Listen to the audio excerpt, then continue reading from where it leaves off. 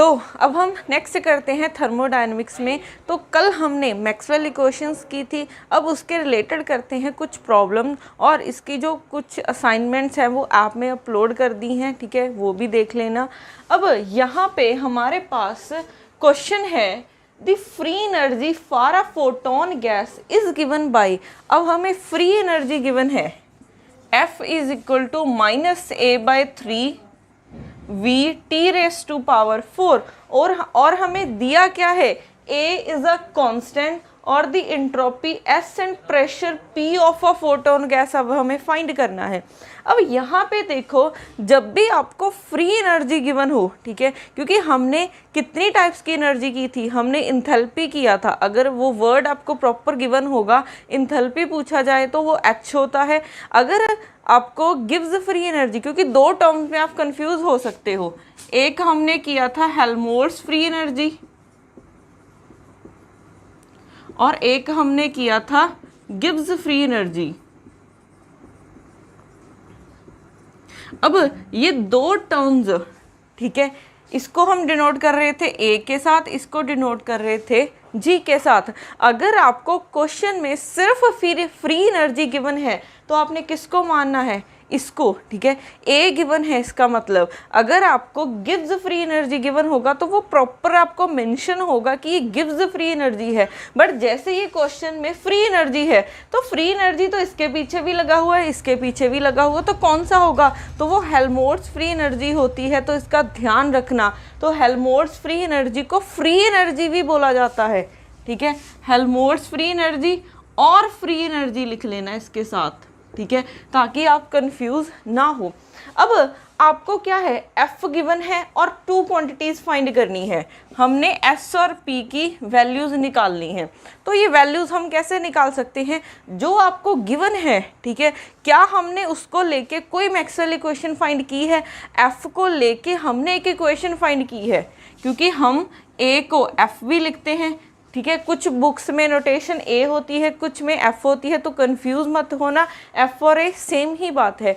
अब हमने एफ को लेके एक इक्वेशन सॉल्व की थी, हमारी थर्ड मैक्सवेल इक्वेशन। तो एफ किसके इक्वल होता है, u माइनस टी एस। अब इसका डेरिवेटिव करो, आपको मैक्सवेल इक्वेशन फाइंड करने की लर्न करने की ज़रूरत नहीं है, कुछ सेकंड का काम है इसको सॉल्व करना, ठीक है। अब यहाँ पे f किसके इक्वल होता है, u माइनस टी एस। अब इसका डेरिवेटिव करो तो df क्या हो जाएगा, du minus T D S minus S D T. अब du की वैल्यू हमें पता है from first law of thermodynamics, तो du की वैल्यू क्या होती है, T D S minus P D V. तो अब यहाँ से df किसके इक्वल आ जाएगा, T D S minus P D V minus T D S, ये वाली value minus S D T. तो यहाँ से ये वाली टर्म कैंसिल हो जाएगी, तो डी एफ किसके इक्वल आ जाएगा, minus P D V minus S D T. अब हमने एक शॉर्ट ट्रिक की थी कल वाले लेक्चर में, तो यहाँ से हमारे पास क्या हो जाएगा, P के क्रॉसपॉन्डिंग हम T वाली टर्म लिखते हैं और S के क्रॉसपॉन्डिंग हम ये लिखते हैं। तो यहाँ से हमारे पास, अब आपको यहाँ पे मैक्सवेल इक्वेशन निकालने की ज़रूरत नहीं है, ठीक है। क्यों मैक्सवेल इक्वेशन निकालने की ज़रूरत नहीं है, क्योंकि क्वेश्चन में हमें पूछा क्या है, हमें S और P की वैल्यूज़ निकालनी है, मीन्स मुझे S और P की वैल्यूज़ निकालनी है। तो अगर आपने P की वैल्यू निकालनी है तो वो कैसे निकाल सकते हो आप, अगर आपने P की वैल्यू निकालनी है तो वो कैसे निकाल सकते हो, इस dt वाली टर्म को कांस्टेंट कर दो। तो dt को ज़ीरो किया मीन्स आप t को कांस्टेंट मान रहे हो, ठीक है, dt को ज़ीरो किया मीन्स आप t को कांस्टेंट मान रहे हो। तो ये वाली टर्म क्या हो जाएगी, ज़ीरो। तो यहाँ से df किसके इक्वल आ जाएगा, माइनस पी डी वी। तो p की क्या वैल्यू आ गई, माइनस करली f बाई करली v एट कॉन्स्टेंट टेम्परेचर। तो P की वैल्यू ये आ गई। सिमिलरली अगर आपने S की वैल्यू निकालनी है तो आप क्या करोगे, इस dv को क्या कर दोगे, ज़ीरो। अगर आपने S की वैल्यू निकालनी है तो dv को क्या कर दिया, ज़ीरो। dv ज़ीरो कब होगा, अगर हमारे पास v कांस्टेंट होगा, ठीक है। तो यहाँ से इस टर्म को ज़ीरो किया तो df इक्वल हो जाएगा माइनस एस डी टी। और एस की क्या वैल्यू आ जाएगी, माइनस करली F by curly T at constant volume. तो यहाँ से हमारे पास P और S की वैल्यूज़ आ गई। तो ये आपको यहाँ से वैल्यूज़ फाइंड करनी आनी चाहिए, ठीक है। एक बार इसको ज़ीरो कर दो, एक बार इस टर्म को ज़ीरो कर दो। अगर क्वेश्चन में पूछा जाए कि हाँ मैक्सवेल इक्वेशन फाइंड करनी है तो आप इससे नेक्स्ट स्टेप पे जाओगे, अदरवाइज़ यहाँ से ही वैल्यूज़ निकल जाएंगी आपकी। तो अब क्या करना है, अगर हमने P की वैल्यू निकालनी है, F का डेरिवेटिव कर दो V के साथ और टेम्परेचर को कॉन्स्टेंट रखो। तो F का डेरिवेटिव करो, यहाँ पे करली F by curly T, sorry करली वी क्या हो जाएगा, और आपने टेम्परेचर को कांस्टेंट करना है। तो derivative minus A by three, V constant है, और यहाँ पे टी कांस्टेंट है ना, तो टी रेस टू पावर 4, क्योंकि टी कांस्टेंट है तो ये भी एक कांस्टेंट क्वांटिटी है। वी का डेरिवेटिव करोगे वी के साथ तो 1 आ जाएगा, तो आपके पास डेरिवेटिव ये बन गया। तो यहाँ से पी की क्या वैल्यू आ गई, माइनस ये वाली term into T raise to power 4, ये माइनस एक और भी है, माइनस माइनस प्लस हो जाएगा, क्योंकि एक माइनस यहाँ पे है, एक माइनस यहाँ पे है, तो माइनस माइनस प्लस हो जाएगा। तो P की वैल्यू आ जाएगी a by three T raise to power 4। तो हमारे पास प्रेशर की वैल्यू ये आ गई। अब हमने निकालना क्या है, एक S भी निकालना है, तो इसका डेरिवेटिव करो T के साथ और V को कांस्टेंट कर दो। अब आपने क्या करना है, curly F by curly T और वॉल्यूम को कांस्टेंट रखा, तो डेरिवेटिव क्या हो जाएगा, minus A by three, V as constant है, टी रेस टू पावर 4 का डेरिवेटिव पावर आगे आ गई, into T raise to power क्या हो जाएगा, क्यूब, ठीक है। यहाँ से हमारे पास ये आ गई value minus 4 by three A V T raise to power cube, ठीक है। हमारे पास अब S की क्या वैल्यू आ गई, तो S की वैल्यू आ गई है माइनस, एक यहाँ पे ऑलरेडी माइनस है, A V T raise to power cube, minus minus plus हो जाएगा।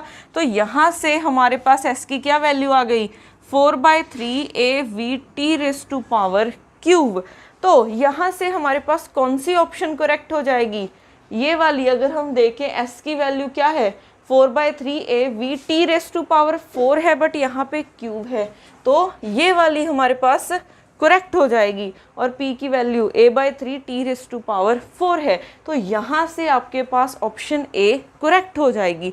तो आपको ऐसे वैल्यूज़ निकालनी आनी चाहिए, तभी मैंने आपको डेरिवेशन कराई थी कि अगर आपने P की वैल्यू निकालनी है तो इसको ज़ीरो कर दो, अगर S की वैल्यू निकालनी है तो D V को ज़ीरो कर दो, ठीक है। तो ये मैक्सवेल रिलेशंस बहुत यूज़ होते हैं, तो ये बहुत ही इम्पॉर्टेंट है। अब हमने कल फर्स्ट लॉ ऑफ थर्मोडायनेमिक्स किया था, अब इसमें कुछ मॉडिफिकेशन हुई थी।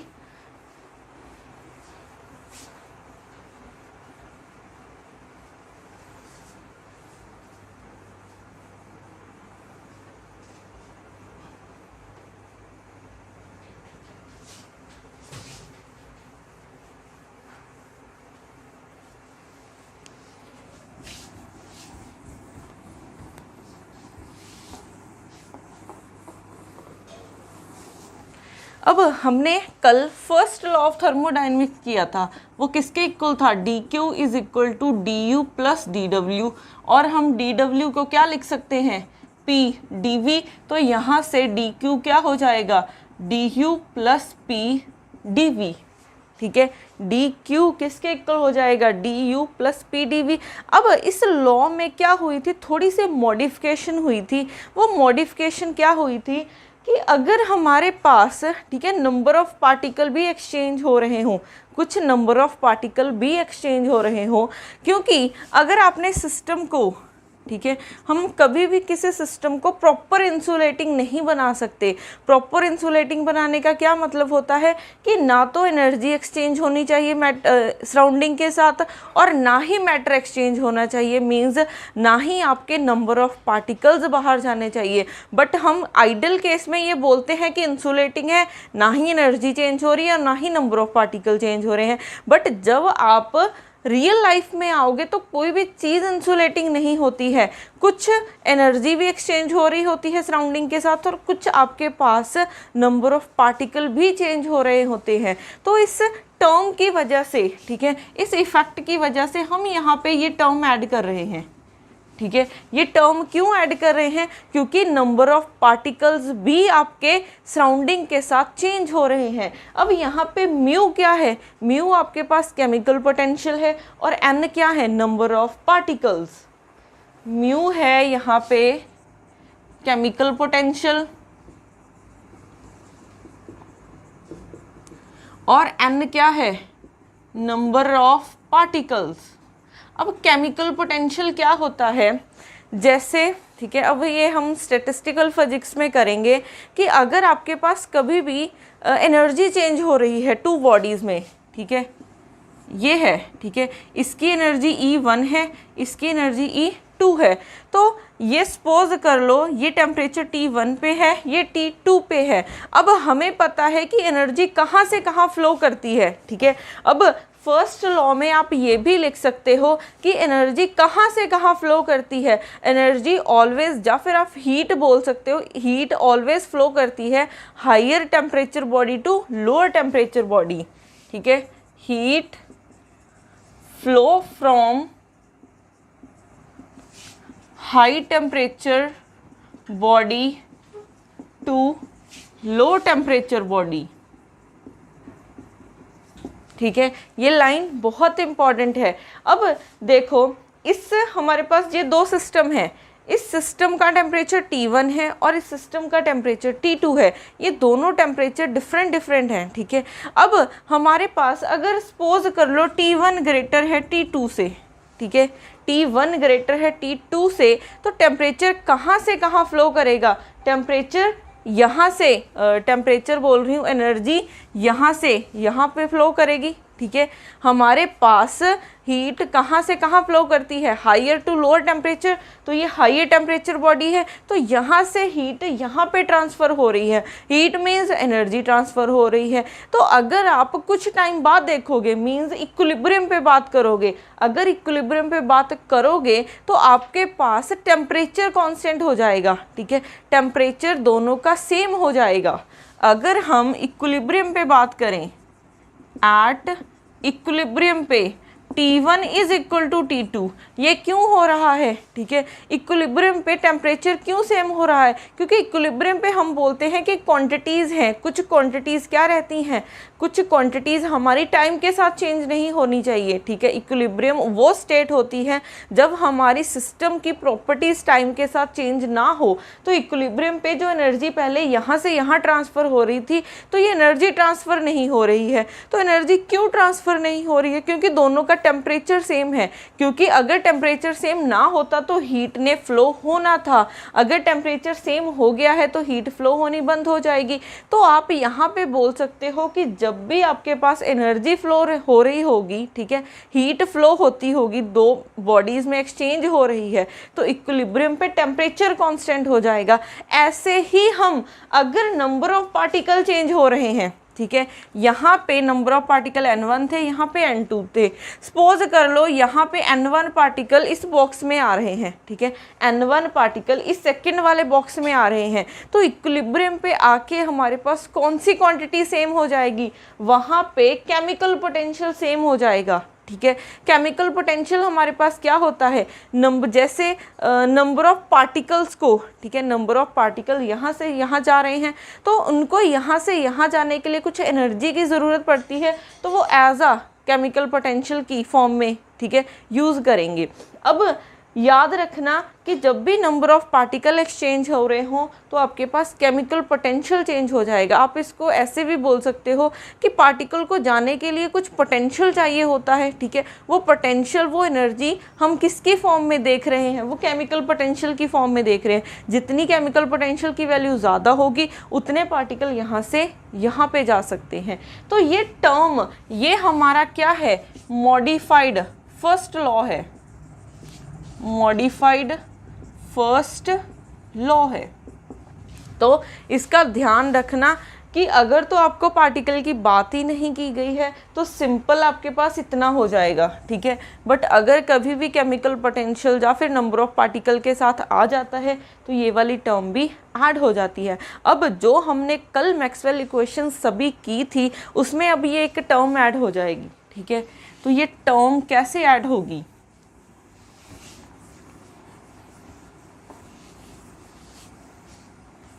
हमने कल फर्स्ट मैक्सवेल इक्वेशन निकाली थी। फर्स्ट मैक्सवेल इक्वेशन हमने कैसे निकाली थी, यहाँ से डी यू की, पहले तो हम डी क्यू की वैल्यू पुट करते हैं। डी क्यू की वैल्यू क्या होती है, डी क्यू की वैल्यू टी डी एस, तो T D S is equal to D U plus P D V minus mu D N. यहाँ पे एक टर्म कौन सी है, ये वाली, तो इसको हम लेफ्ट साइड पे लेके आते हैं। तो डी यू किसके इक्वल हो जाएगा, T D S minus P D V, ये सभी टर्म्स को इस तरफ ले आए, प्लस म्यू डी एन, ठीक है। अब अगर आप कल वाली मैक्सवेल इक्वेशंस को देखोगे तो आपके पास सिर्फ ये टर्म होती है, ठीक है। तो यहाँ से हम एक मैक्सवेल इक्वेशन निकाल सकते हैं।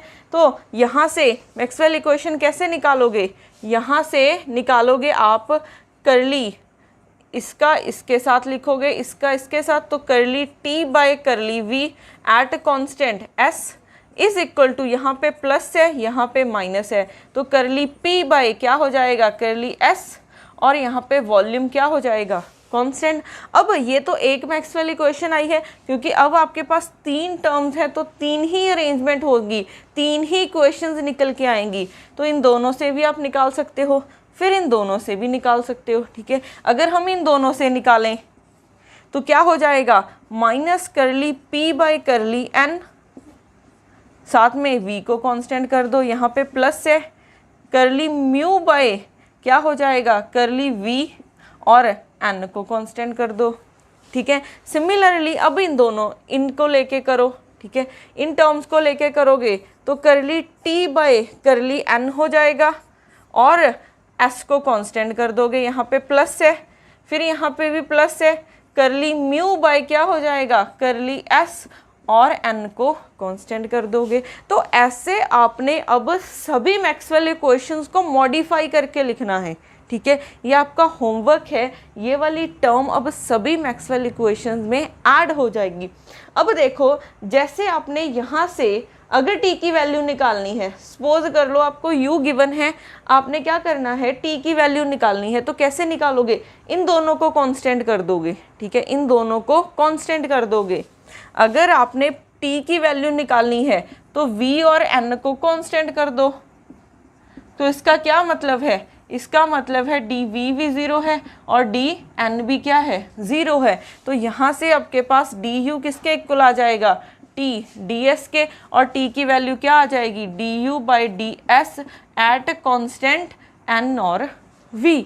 अगर आपने p की वैल्यू निकालनी है, p की वैल्यू निकालनी है तो इन दोनों टर्म्स को कांस्टेंट कर दो। इसका क्या मतलब है, s को भी कांस्टेंट और n को भी कांस्टेंट, इसका मतलब है ds और dn क्या हो जाएंगे, 0। तो यहाँ से du किसके इक्वल हो जाएगा, माइनस पी डी वी। तो p की क्या वैल्यू आ जाएगी, माइनस करली u बाय करली v एट कांस्टेंट s और n। सिमिलरली अगर आपने म्यू की वैल्यू निकालनी है तो कैसे निकालोगे, म्यू के लिए इन दोनों टर्म्स को 0 कर दोगे, तो ds को 0 और dv को 0। इसका क्या मतलब है, s और v को आप कर रहे हो कांस्टेंट।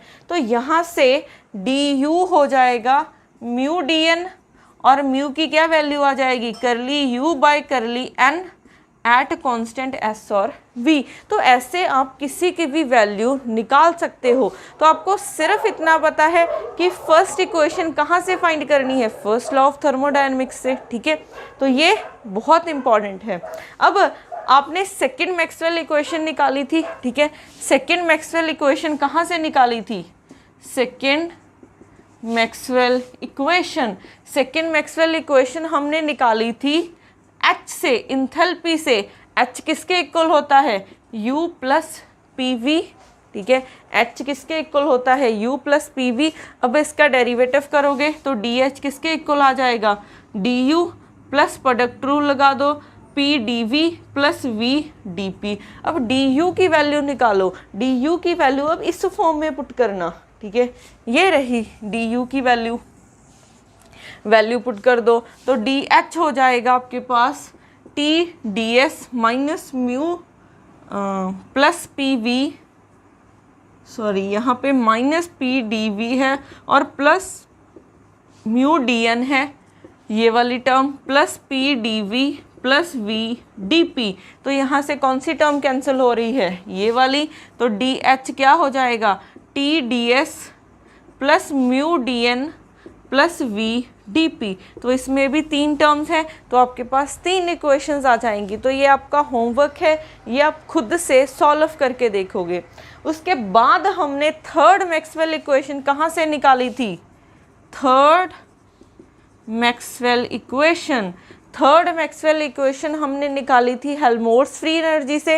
हेल्महोल्ट्ज़ फ्री एनर्जी ए होती है, इसको समटाइम्स एफ भी लिखा जाता है। तो ए किसके इक्वल है, u minus T S, derivative कर दो तो यहाँ से डी ए किसके इक्वल हो जाएगा, डी यू माइनस यहाँ पे प्रोडक्ट रूल लगा दो, t into D S minus S into D T. अब डी यू की वैल्यू पुट करो, डी यू की वैल्यू ये वाली पुट करनी है, ठीक है।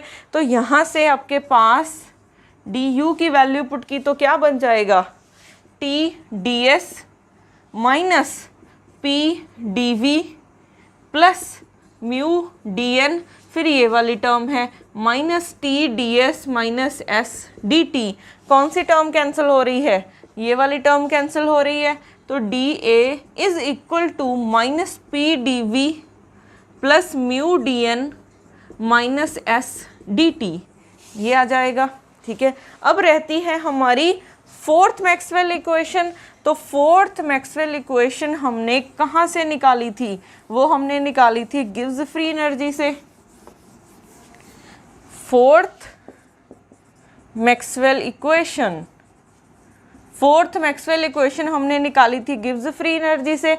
ये किसके इक्वल है, ये हमारे पास इक्वल होता है h माइनस टी एस। तो यहाँ पे डेरिवेटिव कर दो तो D H minus T D S minus S D T. D H की वैल्यू पुट कर दो, डी एच की वैल्यू ये रही, ठीक है। तो D G is equal to D H की value T D S plus mu D N plus V D P minus ये वाली term T D S minus S D T, ये बन गया। यहाँ से ये कैंसिल हुआ तो डी जी किसके इक्वल आ जाएगा, mu D N plus V D P minus S D T. तो यहाँ पे भी आपके पास 3 का बनेगा, पहले इन दोनों का करोगे फिर इन दोनों का फिर इन दोनों का, तो यहाँ से भी 3 इक्वेशंस आ जाएंगी, ठीक है। तो ये आपका होमवर्क है, यहाँ से आपने मैक्सवेल इक्वेशंस फाइंड करनी है, ठीक है। अब ठीक है, तो जब आपको अगर केमिकल पोटेंशियल नहीं मेंशन है, कहीं पे भी आपको ना म्यू दिख रहा है ना एन दिख रहा है, तो सिंपली इतनी टर्म को लेके सॉल्व किया था हमने, ठीक है। अगर आपको कहीं पे भी म्यू और एन दिख जाता है तो ये मैक्सवेल इक्वेशंस ऐसे मॉडिफाई हो जाएंगी, ठीक है।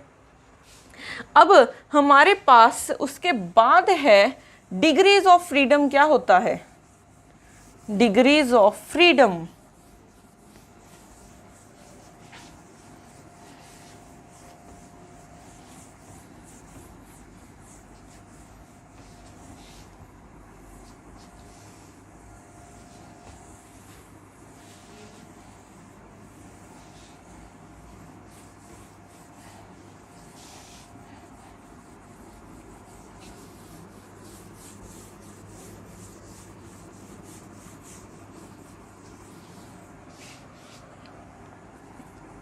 अब नेक्स्ट टॉपिक है हमारा डिग्रीज ऑफ फ्रीडम। अब डिग्रीज ऑफ फ्रीडम हमारे पास क्या होता है, किसी सिस्टम को या फिर किसी पार्टिकल को कंप्लीटली डिस्क्राइब करने के लिए हमें कितने नंबर ऑफ कोऑर्डिनेट्स की ज़रूरत है, ठीक है।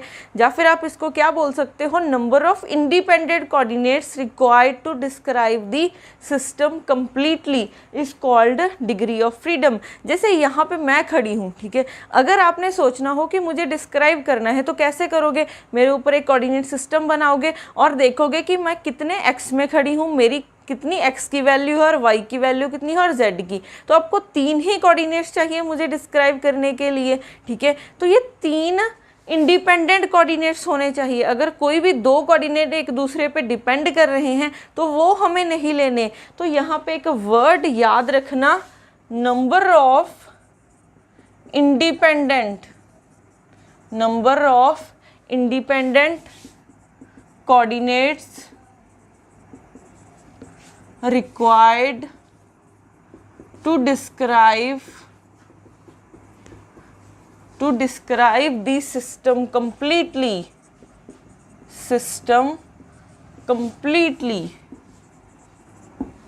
ठीक है। अब डिग्री ऑफ फ्रीडम निकालने का हमारे पास फॉर्मूला होता है डिग्रीज ऑफ फ्रीडम डी, इसको हम डी से डिनोट कर रहे हैं। ये किसके इक्वल होता है, 3n माइनस के। अब ये हमारे पास 3D की बात कर रही हूँ मैं, ठीक है। अगर आप 3D की बात कर रहे हो तो डिग्रीज ऑफ फ्रीडम किसके इक्वल है, 3n माइनस के। यहाँ पे n क्या है, n है नंबर ऑफ पार्टिकल्स और k क्या है, कॉन्स्ट्रेंट्स हैं। k क्या है हमारे पास, नंबर ऑफ कॉन्स्ट्रेंट्स। यहाँ पे क्या लिख लेना, नंबर ऑफ कॉन्स्ट्रेंट्स। अब यहाँ पे ये कॉन्स्ट्रेंट्स क्या होती हैं, ठीक है। जैसे सपोज कर लो आपके पास एक पार्टिकल है, ठीक है। ये पार्टिकल 3D में पड़ा है तो x डायरेक्शन में भी जा सकता है, y में भी जा सकता है, z में भी जा सकता है, ठीक है। ये किसी भी डायरेक्शन में मोशन कर सकता है। इस पे कोई रिस्ट्रिक्शंस तो नहीं है ना, ठीक है। अगर कोई रिस्ट्रिक्शंस नहीं है तो हम बोलेंगे कि इस पे कोई कंस्ट्रेंट नहीं है। तो अगर एक पार्टिकल है मीन्स n की वैल्यू 1 है, यहाँ पे कोई रिस्ट्रिक्शंस नहीं लगा रहे हम, कोई कंस्ट्रेंट नहीं लगा रहे, तो k की वैल्यू क्या है, 0। तो इसके डिग्री ऑफ फ्रीडम क्या हो जाएंगे, यहाँ पे वैल्यू पुट कर दो, 3 इंटू 1 माइनस 0, तो इसके डिग्री ऑफ फ्रीडम कितने हो जाएंगे, 3। अब देखो अगर मैं बोलूँ कि 2 पार्टिकल थे, अब ये एक और पार्टिकल ले लो, ये भी पार्टिकल है, ये भी पार्टिकल है, ठीक है। ये दोनों पार्टिकल फ्री हैं, तो हमने इसका देखा है तो इसके भी डिग्री ऑफ फ्रीडम 3 होंगे, इसके भी डिग्री ऑफ फ्रीडम होंगे, ठीक है। ये भी पार्टिकल फ्री है 3D में और ये भी पार्टिकल क्या है, फ्री है 3D में। अब इसके भी डिग्री ऑफ फ्रीडम 3 है और इसके भी डिग्री ऑफ फ्रीडम 3 है। अगर मैं क्या बोलूँ कि मैं इनको ज्वाइन कर दूँ, अब देखो मैंने क्या किया, इनको ज्वाइन कर दिया। तो अगर मैंने इसको ज्वाइन कर दिया तो ये इस डायरेक्शन में फ्री नहीं है, ठीक है। अगर इसने इस तरफ जाना है, अगर इसने सपोज कर लो इसने इस तरफ जाना है तो ये फ्रीली नहीं जा सकता, ये इसके इस पे क्या लग रही है, ये कंस्ट्रेन लग रही है कि इसको इस वाले पार्टिकल को लेके जाना पड़ेगा अपने साथ, ठीक है। अगर इसने इस डायरेक्शन में जाना है, पहले तो ये कोई भी नहीं था, ये कहीं पे भी जा सकता था, बट अगर इसने इस डायरेक्शन में जाना है तो इसे क्या करना पड़ेगा, इसको अपने साथ लेके जाना पड़ेगा, ठीक है। तो इस पे क्या लग रहा है, एक कंस्ट्रेन लग रहा है, ठीक है। तो कंस्ट्रेन आप ऐसे भी फाइंड कर सकते हो, जितने इसमें नंबर ऑफ बॉन्ड्स बनाए हैं उतनी कंस्ट्रेन होते हैं, ठीक है। इसकी ट्रिक क्या है, जितने ये बॉन्ड बना रहा है उतने हमारे पास क्या होते हैं, कंस्ट्रेन। तो यहाँ पे k की वैल्यू क्या हो गई, 1, इसने एक बॉन्ड बनाया हुआ है, n नंबर ऑफ पार्टिकल्स कितने हैं, 2, तो डिग्री ऑफ फ्रीडम कितने हो जाएंगे, 3 इंटू 2 माइनस 1, तो 6 माइनस 1 कितने हो जाएंगे, 5। तो डिग्री ऑफ फ्रीडम, अगर ये दोनों पार्टिकल फ्री थे, इसके भी 3 इसके भी 3, तो टोटल डिग्री ऑफ फ्रीडम कितने थे, 6 थे। बट जैसे ही हमने इनमें बॉन्ड बना दिया, इनमें कोई कंस्ट्रेन लगा दी, तो हमारे डिग्रीज ऑफ फ्रीडम कितने रह गए, 5 रह गए। तो इसका क्या मतलब है कि अगर किसी सिस्टम पे कंस्ट्रेंस लगती हैं, ठीक है, अगर किसी सिस्टम पे कंस्ट्रेंस लगती हैं तो हमारे पास डिग्रीज ऑफ फ्रीडम कम हो जाते हैं, ठीक है। तो ध्यान रखना, अगर किसी भी सिस्टम पे कंस्ट्रेंट्स लग रही हैं, रिस्ट्रिक्शंस लग रही हैं, तो डिग्रीज ऑफ फ्रीडम क्या हो जाते हैं, कम हो जाते हैं। अब इसकी अगर हम एक और एग्जांपल देखें, मैंने क्या बोला, पार्टिकल सिर्फ 1D में मूव कर सकता है, ठीक है, पार्टिकल है एक, सिर्फ 1D में मूव कर सकता है, तो ये मैंने क्या लगाया है, एक रिस्ट्रिक्शन लगाई है। एक तो पार्टिकल फ्री है कि कहीं पे भी जा सकता है, एक मैंने बोल दिया कि सिर्फ पार्टिकल 1D में जा सकता है। सपोज कर लो पार्टिकल सिर्फ एक्स डायरेक्शन में मूव कर रहा है, तो ये क्या लगा दिए मैंने, रिस्ट्रिक्शंस ही लगा दिए, ठीक है। तो इसका ध्यान रखना है, जब भी डिग्रीज ऑफ फ्रीडम फाइंड करने हैं तो कंस्ट्रेंट्स को माइनस कर देना है, ठीक है। अगर कंस्ट्रेंट को माइनस नहीं करोगे तो ये इंडिपेंडेंट कोऑर्डिनेट्स नहीं आएंगे। अब हमारे पास, ये तो मैं 3D की बात कर रही थी, अगर मैं 2 डायमेंशनल की बात करूं तो डिग्रीज ऑफ फ्रीडम क्या हो जाएंगे, 2n-k, ठीक है। यहाँ पे 3 है तो 3D, अगर यहाँ पे 2 है तो 2 डायमेंशनल में बात करोगे। अगर 1D में देखोगे तो क्या हो जाएगा, अगर 1D में देखोगे तो इसकी वैल्यू D = n-k, ठीक है। तो 3D में है तो 3n-k, अगर 2 डायमेंशनल में है तो 2n-k, अगर 1D में है तो n-k हो जाएगी इसकी वैल्यू। अब हम फाइंड करते हैं एवरेज एनर्जी कैसे निकालें, ठीक है। अब हमने फाइंड करनी है सिस्टम की एवरेज एनर्जी, ठीक है। अब एवरेज एनर्जी निकालने से भी पहले हम करते हैं equipartition theorem, equipartition theorem.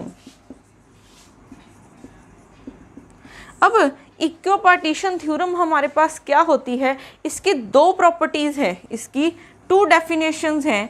First definition क्या है, अगर हमारा, ठीक है, इसको हम थोड़ा सा सिंप्लीफाई करके लिखें कि ईच डिग्री ऑफ फ्रीडम कितना कंट्रीब्यूट करते हैं, each degree of freedom contributes half kBT to the average energy, average internal energy बोल सकते हो, एवरेज टोटल एनर्जी बोल सकते हो, एवरेज एनर्जी और टोटल एनर्जी, तो ये फर्स्ट डेफिनेशन है, ठीक है। पहले इसकी डेफिनेशन लिखते हैं, फिर एक्सप्लेन करती हूँ कि ये क्या होते हैं। फर्स्ट डेफिनेशन क्या है, each degree of freedom contributes half kBT to the average internal energy और टोटल एनर्जी। इसके सेकेंड डेफिनेशन क्या है, each quadratic term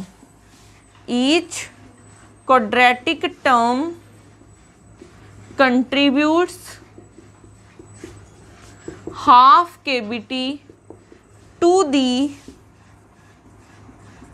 average internal energy और total energy, ठीक है। तो हमारे पास सेकेंड डेफिनेशन क्या है, each quadratic term contributes half kBT to the average internal energy और टोटल एनर्जी। अब देखो इनका क्या मतलब क्या है, ठीक है। अगर हम फर्स्ट डेफिनेशन की बात करें, अगर आपके पास 1 डिग्री ऑफ फ्रीडम है, ठीक है, अगर आपके पास 1 डिग्री ऑफ फ्रीडम है तो आपके पास क्या हो जाएगा, कितनी एनर्जी होगी, हाफ kBT होगी, ठीक है। तो हम इसको थोड़ा सा कुछ ऐसे लिख लेते हैं, U किसके इक्वल होगा, F/2, इसको थोड़ा सा ऐसे लिखते हैं, D 1/2 kBT, ठीक है। मैंने क्या बोला है कि each degree of freedom contributes half kBT। अब यहाँ पे अगर D की वैल्यू 1 है, अगर यहाँ पे D की वैल्यू 1 है मीन्स 1 डिग्री ऑफ फ्रीडम है। इसको ना कभी कभी F भी लिखा रहता है, तो इसमें कंफ्यूज मत होना, कहीं पे आपको F लिखा दिख जाएगा, कहीं आपको D लिखा दिख जाएगा, ठीक है। बात सेम ही है, यहाँ पे क्या आएंगे, डिग्रीज ऑफ फ्रीडम।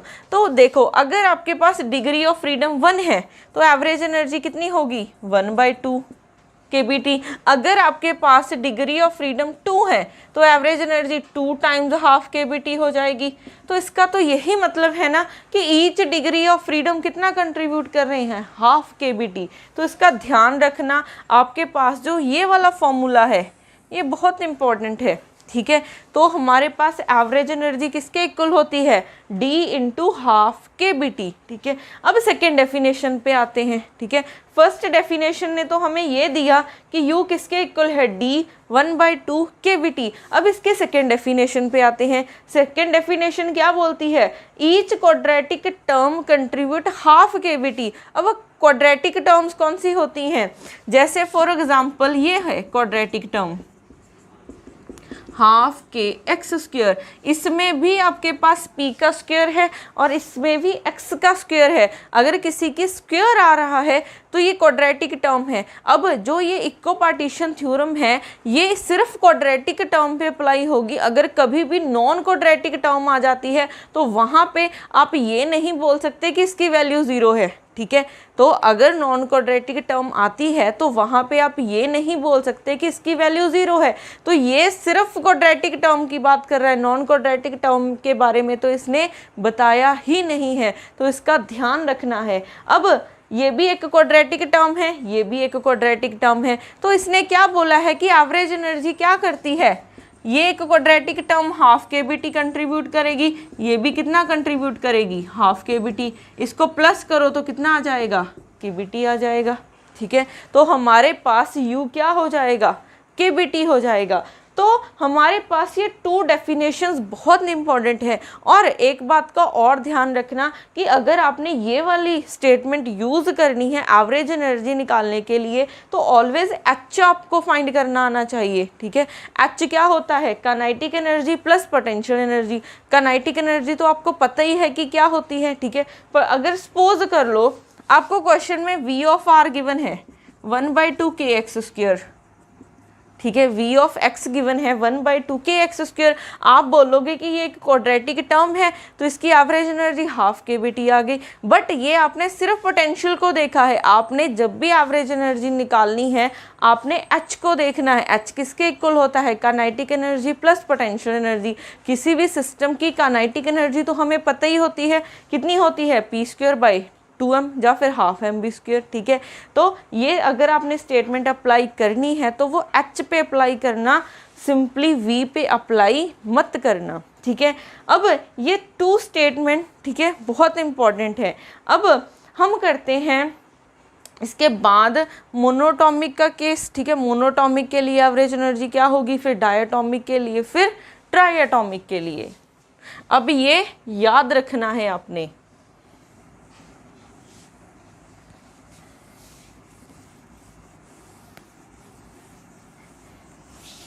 का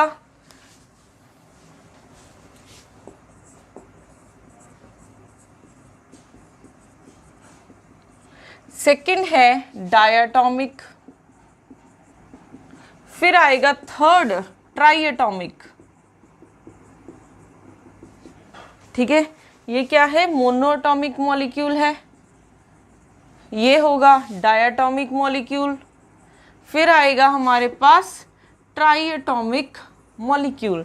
अब ये हमारे पास क्या होते हैं, अगर हम मोनोटॉमिक मॉलिक्यूल की बात करें तो मोनोटॉमिक का क्या मतलब हो कि सिंगल एटम है, तो N की वैल्यू क्या हो जाएगी, 1। मोनोटॉमिक की एग्जांपल क्या है, noble gases. Noble gases always single होती हैं। जैसे एग्जांपल्स क्या हो सकती हैं इसकी, हीलियम, नियॉन, आर्गन, ये ऑलवेज क्या है, सिंगल प्रेजेंट होती हैं, ठीक है। डायटॉमिक मीन्स N की वैल्यू 2 हो जाएगी, आपके पास N की वैल्यू 2 हो जाएगी, और ट्राइएटॉमिक है तो N की वैल्यू 3 हो जाएगी। अब डायटॉमिक की एग्जांपल कौन सी हो सकती हैं, जैसे N2, O2 हो सकता है, हाँ, और क्या होता है, N2 होता है, ठीक है। ये आपके पास ऐसे प्रेजेंट होते हैं क्योंकि इसमें कितने नंबर ऑफ मॉलिक्यूल्स हैं, 2 हैं, तो ये क्या है, डायटॉमिक। ट्राइएटॉमिक की एग्जांपल जैसे CO2 हो सकता है, ठीक है, और एग्जांपल H2O हो सकता है। इसमें एक ये है 2 मॉलिक्यूल, इसके हैं तो 3 मॉलिक्यूल्स हैं, ठीक है। अब उसके बाद इसकी अगर हम डिग्रीज ऑफ फ्रीडम निकालें, हम 3D में बात करते हैं तो n की वैल्यू 1 है क्योंकि पार्टिकल कंप्लीटली फ्री है तो कोई भी कंस्ट्रेंट नहीं है। k की वैल्यू 0 है। डिग्रीज ऑफ फ्रीडम क्या थे 3n माइनस k, तो यहाँ से क्या हो जाएगा 3 इंटू 1 माइनस 0, तो d की वैल्यू कितनी हो जाएगी 3। और एवरेज एनर्जी किसके इक्वल थी d इंटू हाफ KBT, तो कितनी आ जाएगी average energy 3/2 KBT। Average energy कितनी आ जाएगी U is equal to 3/2 KBT। अब ये डायटोमिक मॉलिक्यूल है, आप H2 को देखोगे ये ऐसे बना हुआ है, ठीक है। तो N की वैल्यू 2 है, कंस्ट्रेंट कितनी है एक ही बॉन्ड है, तो K की वैल्यू 1 है, तो D कितना हो जाएगा 3 इंटू 2 मॉलिक्यूल्स हैं, एक कंस्ट्रेंट है, तो 6 माइनस 1 कितना हो जाएगा 5, तो D की वैल्यू 5 हो गई। और हमारे पास U कितना हो जाएगा 5/2 KBT। सिर्फ यहाँ पे वैल्यू पुट करनी है, D की वैल्यू 5 पुट कर दी। सिमिलरली अगर हम ट्राइएटॉमिक मॉलिक्यूल में आए, ट्राइएटॉमिक में हमारे पास 2 वेज हो जाएंगे, ठीक है, क्योंकि एक लीनियर ट्राइएटॉमिक होता है, एक नॉन लीनियर होता है। अब इसके 2 केसेस हो जाएंगे, एक लीनियर ट्राइएटॉमिक, एक हो जाएगा non linear triatomic. Non linear triatomic, ठीक है। लीनियर की एग्जांपल जैसे CO2, ये ऐसे प्रेजेंट होता है, ठीक है। नॉन लीनियर मीन्स ये ऐसे कुछ, ठीक है। H उल्टा लगा दिया मैंने, OH, ठीक है। और भी हो सकती है इसकी एग्जांपल, जैसे मैं लगाऊं यहाँ पे O, ये होता है आपके पास ओजोन, ठीक है। ये भी क्या है एक नॉन लीनियर मॉलिक्यूल है, क्योंकि लीनियर में हमारे पास 2 बॉन्ड्स बन रहे हैं और नॉन लीनियर में आपके पास 3 बॉन्ड्स बन रहे हैं, ठीक है। नॉन लीनियर में आपके पास 3 बॉन्ड्स बन रहे हैं, और अगर आप H2 की बात करोगे उसमें भी 2 बॉन्ड्स बन रहे हैं, तो वो भी आप इसमें कंसीडर कर सकते हो लीनियर वाले में, ठीक है। अब इसमें डिग्रीज ऑफ फ्रीडम निकालने हैं, तो डिग्रीज ऑफ फ्रीडम कैसे निकालोगे आप इसके। अब नंबर ऑफ पार्टिकल्स कितने हैं 3, कितने बॉन्ड्स बन रहे हैं 2, तो D की वैल्यू कितनी हो जाएगी 3 इंटू 3 माइनस 2, तो यहाँ से 9 माइनस 2 ये हो जाएगा 7, तो D की वैल्यू 7, तो यहाँ से U क्या हो जाएगा 7/2 KBT, ठीक है। U किसके इक्वल हो जाएगा 7/2 KBT। अब यहाँ से अगर हम देखें N की वैल्यू 3 है और कंस्ट्रेंट्स कितने लग रहे हैं, बॉन्ड कितने हैं 3 है, तो D कितना हो जाएगा 3 इंटू 3 माइनस 3, तो ये हो जाएगा 9 माइनस 3, तो ये हो जाएगा आपके पास 6, तो D की वैल्यू 6 आई है, तो U क्या हो जाएगा 6/2 KBT, तो ये हो जाएगा 3 KBT, ठीक है। तो हमारे पास मोनोटॉमिक में U की कितनी वैल्यू आ रही है 3/2 KBT। अगर हम डायटॉमिक की बात कर रहे हैं तो U की कितनी वैल्यू आ रही है 5/2 KBT। और अगर हम ट्राइएटॉमिक में बात करें, ट्राइएटॉमिक में 2 केसेस आ जाएंगे, एक लीनियर ट्राइएटॉमिक और एक नॉन लीनियर ट्राइएटॉमिक। तो यहाँ पे लीनियर के लिए U की वैल्यू 7/2 KBT और नॉन लीनियर के लिए कितनी हो जाएगी 3 KBT हो जाएगी, ठीक है। अब हमारे पास, अब यहाँ से अगर हमने स्पेसिफिक हीट की वैल्यू निकालनी हो, ठीक है। अब स्पेसिफिक हीट निकालने से भी पहले एक पॉइंट रहता है, ये हमारे पास क्या है, ये H और H बॉन्ड से बने हुए हैं, तो ये इसको हम रिजिड बोल सकते हैं, ये रिजिड मॉलिक्यूल है, ठीक है। अगर तो ये रिजिड मॉलिक्यूल है तो ये बॉन्ड बना होगा इसमें। अगर हम इसको नॉन रिजिड की बात करें, ठीक है, अगर हम नॉन रिजिड की बात करें, नॉन रिजिड का क्या मतलब होता है कि अगर ये बॉन्ड ब्रेक होना स्टार्ट हो जाए, ठीक है, बॉन्ड ब्रेक होना स्टार्ट हो जाए तो हमारे पास क्या होते हैं, कुछ और डिग्रीज ऑफ फ्रीडम ऐड हो जाती हैं। वो डिग्रीज ऑफ फ्रीडम किसकी वजह से ऐड होती हैं, वाइब्रेशनल मोशन की वजह से ऐड होती हैं। अब देखो, अगर नॉन रिजिड हुआ मीन्स ये बॉन्ड ब्रेक होगा, कितना बॉन्ड ब्रेक हो रहे हैं, एक बॉन्ड ब्रेक हो रहा है, तो आपके पास आपने KBT ऐड कर देना है, ठीक है। अगर जितना बॉन्ड ब्रेक होगा उतनी आपने ये KBT ऐड कर देना है, ठीक है। एक बॉन्ड ब्रेक हो रहा है तो KBT ऐड कर दो, तो आपके पास U कितना हो जाएगा, इसमें 5/2 KBT प्लस KBT, तो ये हो जाएगा 7/2 KBT। ठीक है, अब इसमें कितने बॉन्ड्स ब्रेक होंगे? ठीक है, अब ट्राइएटॉमिक में याद रखना डायटॉमिक में एक बॉन्ड ब्रेक होता है और इसमें 3 बॉन्ड्स ब्रेक होते हैं। तो इसमें चाहे आप लीनियर की बात करो चाहे नॉन लीनियर की बात करो, तो इसमें आपके पास 3 KBT आपने ऐड करना है। अगर नॉन रिजिड बनाना है तो आपने 3 KBT ऐड करना है। ठीक है, इस वाले में भी और इस वाले में भी, इसका ध्यान रखना है। अब ये वाइब्रेशनल मोशन बोल रही हूँ, इसकी वजह से डिग्रीज ऑफ फ्रीडम कैसे ऐड हो रही हैं। अब देखो यहाँ पे हमारे पास क्या है, ये जब भी आप मोनोटॉमिक की बात करते हो, ठीक है, हमारे पास 2 टाइप के मोशन हो सकते हैं, एक ट्रांसलेशनल मोशन और एक रोटेशनल मोशन। ठीक है, एक हो सकते हैं ट्रांसलेशनल मोशन और एक हो सकते हैं rotational motion. Translational and rotational motion. अब रोटेशनल और ट्रांसलेशनल मोशन का क्या मतलब होता है? ट्रांसलेशनल मोशन मीन्स ये ऐसे था, आपने इसको थोड़ा सा यहाँ पे डिस्प्लेस कर दिया, फिर यहाँ पे डिस्प्लेसमेंट कर दी, तो ये क्या है? ट्रांसलेशनल मोशन है। जैसे ये है, ये कोई फ्रेम था, ठीक है, आपने क्या कर दिया, इसको थोड़ा सा यहाँ पे डिस्प्लेस कर दिया, फिर यहाँ पे थोड़ा सा ऐसे डिस्प्लेस कर दिया, तो ये क्या हो रहा है? ट्रांसलेशनल मोशन हो रहा है। तो आप इस पार्टिकल को, क्योंकि पार्टिकल फ्री है, आप इसको एक्स डायरेक्शन में भी डिस्प्लेस कर ट्रांसलेट कर सकते हो, वाई में भी ट्रांसलेट कर सकते हो और जेड में भी ट्रांसलेट कर सकते हो। तो आप किसी भी डायरेक्शन में ट्रांसलेट कर सकते हो। तो कितने डिग्रीज ऑफ फ्रीडम आ रहे हैं? 3 डिग्रीज ऑफ फ्रीडम आ रहे हैं। तो आपके पास 3 डिग्रीज ऑफ फ्रीडम कहाँ से आते हैं? ट्रांसलेशनल मोशन से। ठीक है, 3 टर्म्स आपके पास ट्रांसलेशनल मोशन से आती हैं। और आपके पास रोटेशनल मोशन करना है। ठीक है, अगर आपने रोटेशनल मोशन करना है तो आप किसी फ्री पार्टिकल का रोटेशनल मोशन कैसे करोगे? क्योंकि रोटेशनल मोशन या तो किसी एक्सिस के अराउंड होगा या फिर किसी पॉइंट के अराउंड होगा। ठीक है, तो इसमें आपके पास रोटेशनल मोशन नहीं लगेगा। अब अगर आप डायटॉमिक की बात करोगे, ये पार्टिकल है, ठीक है, ऐसे ही बना हुआ है, एक ऐसे हाइड्रोजन यहाँ पे मान लिया और एक हाइड्रोजन यहाँ पे मान लिया, तो आप एक्स डायरेक्शन में भी ले जा सकते हो, वाई में भी लेके जा सकते हो, जेड में भी लेके जा सकते हो। तो 3 डिग्रीज ऑफ फ्रीडम हो गए।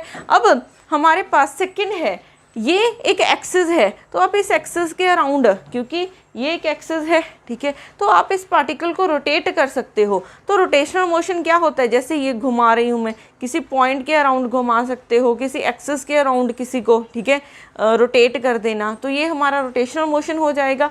तो आप यहाँ पे सिर्फ 2 डायरेक्शन में रोटेट कर सकते हो, क्योंकि एक डायरेक्शन में तो ये फिक्स है, ठीक है, एक डायरेक्शन में तो ये फिक्स है। तो इस डायरेक्शन फिक्स होने की वजह से आपके पास सिर्फ या तो आप जेड में घुमा सकते हो या फिर वाई में इसको रोटेट कर सकते हो। अगर ये एक्स में पड़ा है तो आपके पास यहाँ से 2 डिग्रीज ऑफ फ्रीडम आएंगे। तो 3 ट्रांसलेशनल और 2 रोटेशनल मोशन आ रहे हैं। ठीक है, अब देखो, अगर मैं इसका थोड़ा सा टेम्परेचर इंक्रीज करना स्टार्ट कर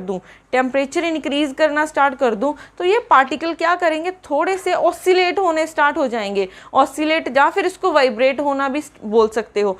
पार्टिकल्स थोड़े से वाइब्रेट होना स्टार्ट हो जाएंगे। अगर ये वाइब्रेट होंगे तो वाइब्रेशनल मोशन भी ऐड हो जाएगा। ठीक है, तो अगर हम नॉन रिजिड की बात करें तो नॉन रिजिड कब होता है? एट हायर टेम्परेचर पे।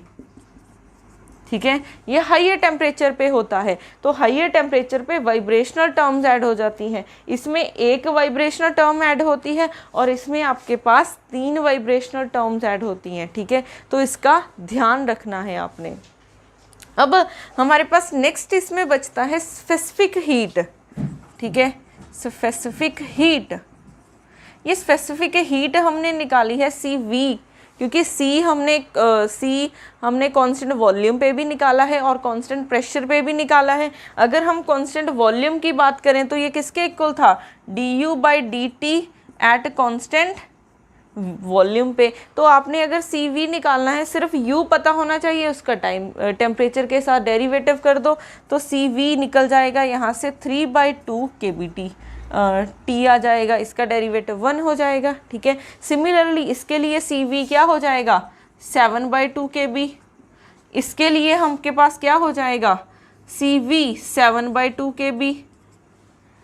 सॉरी, हमने इसके लिए निकालना है। ठीक है, ये नॉन रिजिड वाले को यहीं पे, इसके लिए CV क्या हो जाएगा 5/2 KB।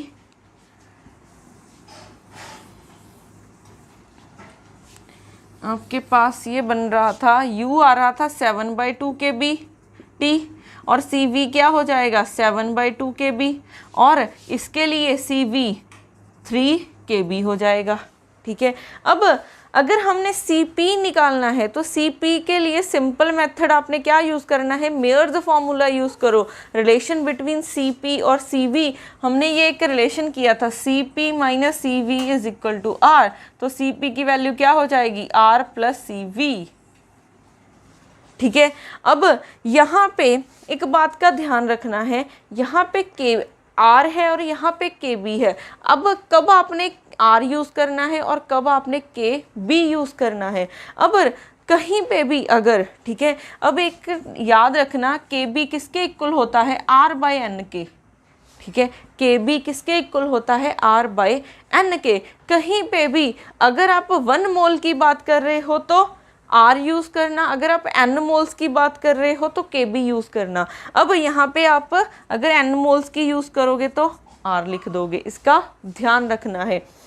और यहाँ पे अब आपकी CP की क्या वैल्यू आ जाएगी R प्लस 3/2R, तो यहाँ से हो जाएगा 5/2R। मैंने सिर्फ CV की वैल्यू पुट कर दी है। ठीक है, तो CP आ गया 5/2R। सिमिलरली इसके लिए निकाल सकते हो, डायटोमिक के लिए CP क्या हो जाएगा, इसमें 1 ऐड करोगे 7/2 बन जाएगा।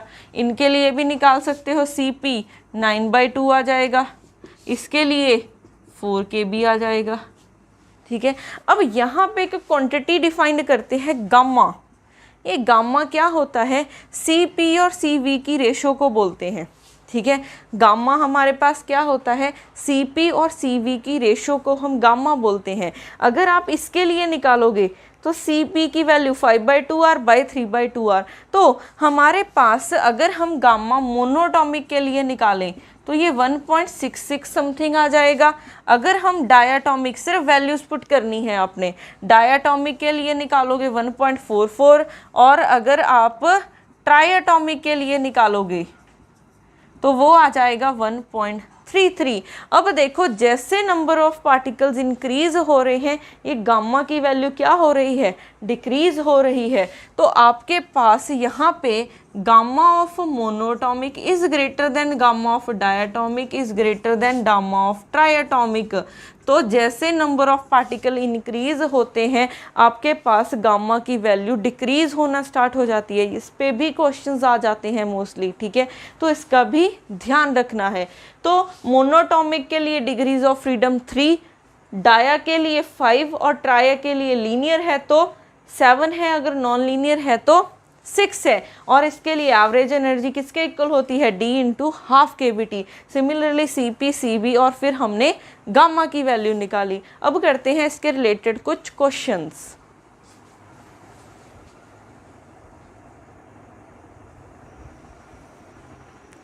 नेक्स्ट करते हैं इसके रिलेटेड क्वेश्चंस। अब हमारे पास फर्स्ट क्वेश्चन है, the mean internal energy of a 1 dimensional classical harmonic oscillator in equilibrium with the heat bath at temperature T is.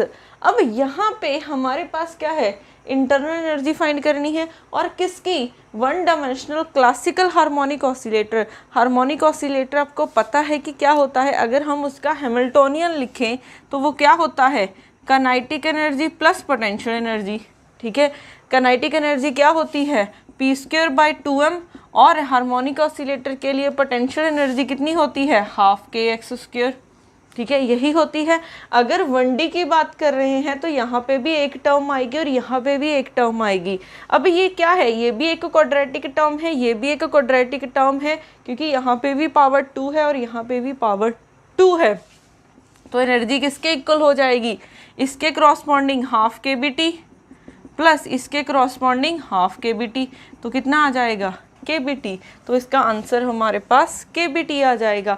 अगर आपको ये 3D में पूछा होता, ठीक है, तो यहाँ पे भी 3 टर्म्स ऐड करते, यहाँ पे भी 3 टर्म्स ऐड करते। जैसे ये वाला क्वेश्चन है, a system of n classical non interacting particles each of mass m is at a temperature T is confined by an external potential V of R is equal to 1 by 2a r square in 3D. The internal energy of the system is. अब यहाँ पे हमें internal energy find करनी है, तो हमें potential given है Hamiltonian, क्योंकि पोटेंशियल से फाइंड मत किया करो, इंटरनल एनर्जी कहाँ से निकालनी है, हैमिल्टोनियन से। हैमिल्टोनियन क्या होगा, kinetic energy plus potential energy कितनी है, हाफ ए आर स्क्वायर। अब ये बात हो रही है 3D में, 3D में है तो आर को हम कैसे लिख सकते हैं, अब यहाँ पे इसके 3 कंपोनेंट्स आएंगे, ये हो गया x कंपोनेंट, फिर y कंपोनेंट, फिर z कंपोनेंट आएगा, प्लस इसके भी 3 कंपोनेंट्स हैं, X square plus Y square plus Z square लिख सकती हूँ। अब देखो यहाँ पे each quadratic term half KBT contribute करेगी, तो ये भी हाफ, ऐसे ही ये भी हाफ, ये भी हाफ करेगी, प्लस ये भी ऐसे ही हमारे पास ये भी हाफ हाफ करेंगी, तो 3 टर्म्स हैं, ठीक है। 3 केबीटी प्लस 3 केबीटी कितना हो जाएगा हमारे पास 6 केबीटी बाई 2, तो ये 3 केबीटी आ जाएगा, 6 KBT by 2 is equal to 3 KBT, ठीक है। तो आपके पास 3 केबीटी आंसर हो जाएगा, तो इसका आंसर 3 केबीटी हो जाएगा। तो ध्यान रखना कि कितनी टर्म्स है, कितनी डायमेंशन में बात कर रहे हैं। और अब नेक्स्ट क्वेश्चन करते हैं, consider the carbon molecule as a point particles which has both rotational and translational degrees of freedom. The molar specific heat CV of the gas is carbon monoatomic, ठीक है, मीन्स CO मॉलिक्यूल है। तो CO molecule हमारे पास कैसे बना होता है, ये ऐसे ही होता है, ठीक है, ये ऐसे बना होता है हमारे पास। तो ये क्या है, डायटॉमिक है, तो N की वैल्यू 2 हो गई, और एक बॉन्ड है तो K की वैल्यू कितनी हो जाएगी 1। तो ये एक डायटॉमिक मॉलिक्यूल है, तो इसके डिग्रीज ऑफ फ्रीडम हम निकाल चुके हैं। कितने होते हैं डिग्रीज ऑफ फ्रीडम, 5 होते हैं। तो हमारे पास U कितना हो जाएगा 5/2 kBt। तो यहाँ पे इसका आंसर कितना हो जाएगा 5/2 kBt हो जाएगा, ठीक है। अब लास्ट क्वेश्चन करते हैं, rigid triangular molecule consist of 3 non-collinear atoms joined by। अब हमारे पास लास्ट क्वेश्चन है, a rigid triangular molecule consists of 3 non-collinear atoms joined by a rigid rods at constant pressure. The molar specific heat of a ideal gas consisting of such molecule। अब देखो ये क्या है, किसका case है, rigid triangular है, ठीक है, ट्राइएंगुलर है, ट्राइएंगुलर मीन्स कि ट्राइएटॉमिक की बात कर रहे हैं। अब ये लीनियर है कि नॉन लीनियर है, उन्होंने कहा है कि consist of 3 non collinear. Non collinear means जो तीनों एटम्स लाइन में नहीं है, अगर तीनों एटम्स लाइन में नहीं है तो ये नॉन लीनियर का केस हो है, ठीक है। तो ये नॉन लीनियर ट्राइएटॉमिक का केस है, ठीक है। तो अगर ये नॉन लीनियर ट्राइएटॉमिक का केस है तो उसके लिए हमारे पास डिग्रीज ऑफ फ्रीडम कितने होते हैं, ठीक है। तो इसके लिए डिग्रीज ऑफ फ्रीडम हमारे पास होते हैं, इसके लिए डिग्रीज ऑफ फ्रीडम 6 होते हैं। तो CV मीन्स U की वैल्यू कितनी हो जाएगी, U की वैल्यू हमारे पास, U की वैल्यू हो जाएगी हमारे पास 6/2 kBt। तो U की वैल्यू 3 kBt हो जाएगी। तो यहाँ से हम CV की वैल्यू निकाल सकते हैं, कितनी हो जाएगी 3 kB। बट हमें क्या चाहिए, CP की वैल्यू चाहिए। तो यहाँ से CP किसके इक्वल होता है, हमें पता है CP क्या होता है, CV + R। तो वैल्यू पुट कर दो 3, इसको हम R भी लिख सकते हैं, ठीक है। इसमें कंफ्यूज मत हुआ करो कि KB गिवन है कि R गिवन है। तो यहाँ पे R की जगह, KB की जगह पे हम R भी यूज़ कर सकते हैं। अब यहाँ पे क्या हो जाएगा 3R + R, ये हो जाएगा 4R, ठीक है। तो CP की वैल्यू कितनी आ जाएगी 4R। तो ये आपका आंसर हो जाएगा, ठीक है। तो ऐसे हम कहीं पे भी इक्विपार्टीशन थ्योरम लगा सकते हैं। इक्विपार्टीशन की सिर्फ 2 हमारे पास स्टेटमेंट याद रखना। फर्स्ट स्टेटमेंट कौन सी थी कि each degree of freedom half contribute करते हैं टू दी टोटल एनर्जी और एवरेज एनर्जी। और सेकंड स्टेटमेंट कौन सी थी कि each quadratic term half KBT contribute करते हैं टू दी टोटल, ठीक है, इंटरनल एनर्जी। ठीक है, तो इन टर्म्स का ध्यान रखना। तो आज के लेक्चर में हमने पहले तो मैक्सवेल इक्वेशन के रिलेटेड न्यूमेरिकल किया था, फिर उसको मॉडिफाई किया था, फिर मॉडिफाई करके मैक्सवेल इक्वेशंस निकाली थी। उसके बाद डिग्रीज ऑफ फ्रीडम निकाले। डिग्रीज ऑफ फ्रीडम क्या होते हैं? Number of independent coordinates required to describe the system completely. तो डिग्रीज ऑफ फ्रीडम निकालने के लिए हमने फॉर्मूला किया था। फॉर्मूला किसके इक्वल था? D is equal to 3n - k। ये 3D के लिए था और 2D के लिए भी किया है, 1D के लिए भी किया है। उसके बाद इक्विपार्टीशन थ्योरम, फिर हमने मोनोटॉमिक के लिए किया, फिर डाया के लिए, फिर ट्राया के लिए, और इसके रिलेटेड क्वेश्चन, और इसके बाद हम करेंगे कल की क्लास में। Thank you.